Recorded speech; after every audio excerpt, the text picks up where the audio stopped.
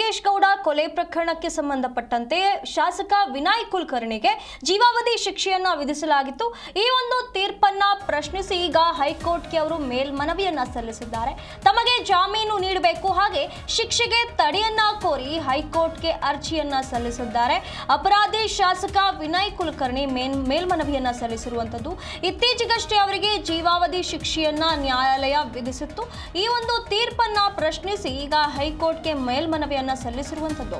ಧಾರವಾಡದ ಯೋಗೇಶ್ ಗೌಡ ಕೊಲೆ ಪ್ರಕರಣ ಕೆಲ ದಿನಗಳ ಹಿಂದೆ ಅದರ ಬಗ್ಗೆ ಚರ್ಚೆ ಆಗ್ತಾ ಇತ್ತು. 10 ವರ್ಷಗಳ ಹಿಂದೆ ನಡೆದಂತಹ ಕೊಲೆಗೆ ಮೊನ್ನೆ ತೀರ್ಪು ಸಿಕ್ಕಿತ್ತು. ಅದರಲ್ಲಿ ಏನು ಅಪರಾಧಿ ಅಂತ ಹೇಳಿ ಘೋಷಣೆ ಮಾಡಲಾಗಿದ್ದಂತಹ ಶಾಸಕ ವಿನಯ್ ಕುಲಕರ್ಣಿ ಅವರನ್ನ ಜೀವಾವಧಿ ಶಿಕ್ಷೆಯನ್ನ ನೀಡಲಾಗಿತ್ತು, ಶಿಕ್ಷೆಯನ್ನ ವಿಧಿಸಲಾಗಿತ್ತು.